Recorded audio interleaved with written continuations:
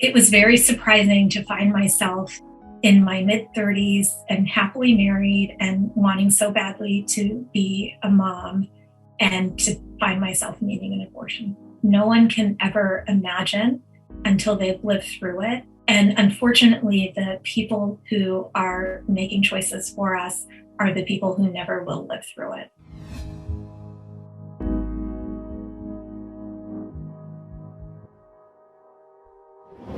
Hey everyone, I'm Brittany Jones-Cooper and welcome to Unmuted. Today I'm talking with April Salazar, a woman who chose to have an abortion at 21 weeks after doctors discovered a serious birth defect. April, I really appreciate you joining us today to share your story. Thank you. I know that there are a lot of other people with stories like mine. When did you and your husband decide to start a family? Boy, more than 10 years ago. To my surprise, it was actually really difficult to conceive. And so after 8 rounds of IUIs, I finally became pregnant for the first time. I got through the first trimester, and I actually remember having a moment where I just thought, I can relax now. I can stop worrying about what's going to happen. And I had no idea that there was still a lot of stuff that could happen even later in the pregnancy. So when did doctors reveal that your pregnancy wouldn't be routine? When I was 18 weeks along, I went for an anatomy scan. I knew that we were going to see a lot of images of our baby. I was actually squeezing my husband's arm with excitement. And then everyone started to spend a lot of time looking at things, and things got a little quiet, and I didn't understand what was happening. During that appointment, we got the initial diagnosis that our baby had a lethal skeletal dysplasia.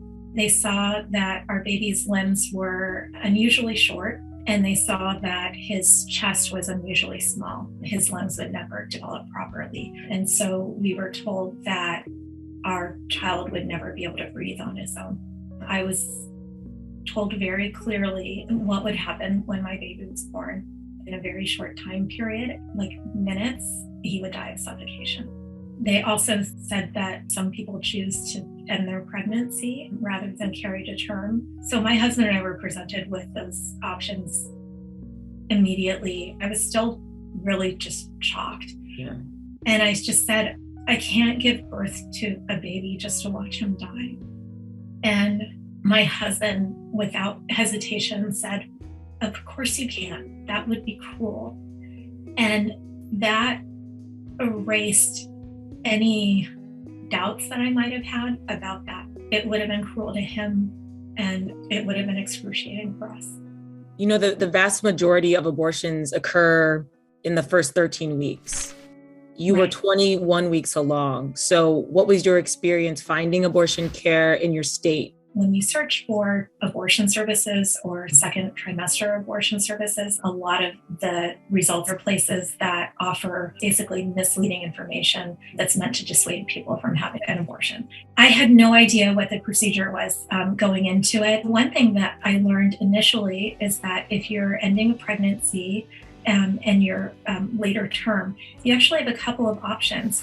You can have a surgical procedure, a D&E, or you can actually induce labor and you can have a vaginal birth. I ended up choosing the D&E because that was actually the safer procedure than going through childbirth. I think if I hadn't known, not only would I have not had information, I probably would have had incorrect information, because there are a lot of people who are very politically motivated to share misinformation around every single aspect of this.